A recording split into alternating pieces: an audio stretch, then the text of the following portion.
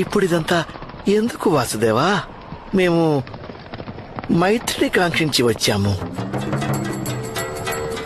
సంఘర్షణ కోసం రాలేదు కదా. భయం కారణంగా ఏర్పడే మైత్రి ఎక్కువ దృఢంగా ఉంటుంది కదా శకుని మామ. కానీ మీరేం కంగారు పడకండి, దృఢమైన మైత్రి మీకు అవసరం లేదు.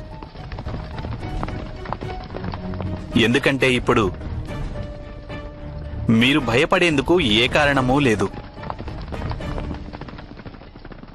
ఇక్కడ రాజకుటుంబంలోని ఒక బాలుడు చక్రవ్యూహాన్ని ఛేదించేటటువంటి ఆట ఆడుకుంటున్నాడు.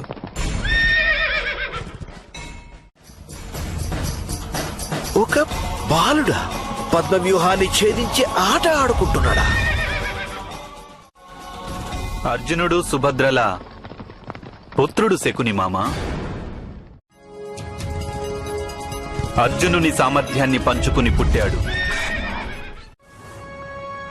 ఈ వయస్సులోనే నారాయణి సైన్యం నిర్మించిన పద్మవ్యూహాన్ని ఛేదించి మధ్య భాగానికి చేరుకోగలడు.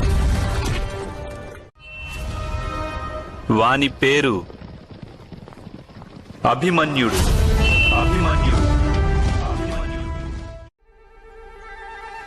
ఏమిటి, అంత పెద్ద యోధుడివైపోయావా? అతిథుల ముందు నీ కళను ప్రదర్శించాలన్న కోరికను త్యజించలేవా? మన అతిథులు భయభ్రాంతులైనారు వత్స.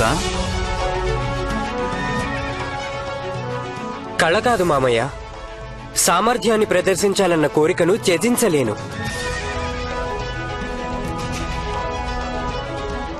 అయినా సామర్థ్యాన్ని చూసి అతిథులు కాదు, శత్రువులు భయభ్రాంతులవుతారు.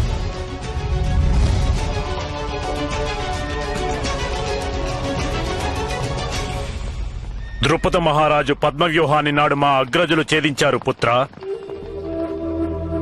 బయటికి వచ్చి చూపించు, అప్పుడు మేం భయపడతాం.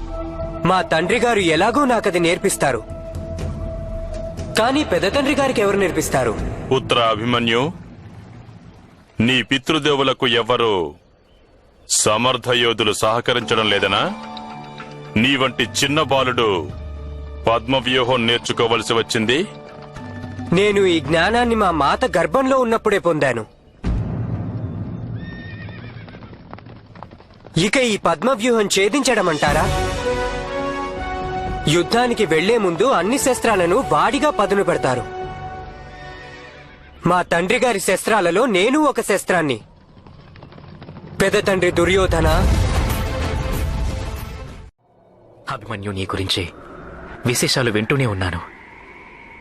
ఎప్పుడు నిన్ను చూస్తానా అని దివారాత్రాలు నేను నిరీక్షించాను. పుట్టినప్పటి నుండి మీకోసం నిరీక్షిస్తున్నాను పితృదేవా. ఇప్పుడు సదా మీతోనే ఉండి నేను మీకు సేవ చేసుకుంటాను.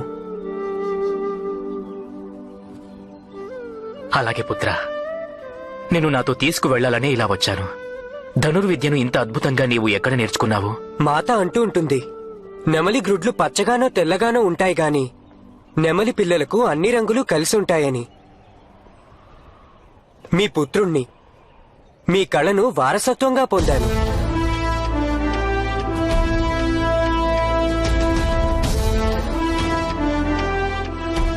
మామయ్య రోజుకు 3 సార్లు నాకు గుర్తు చేస్తుంటారు చంపడం నేర్చుకోమని.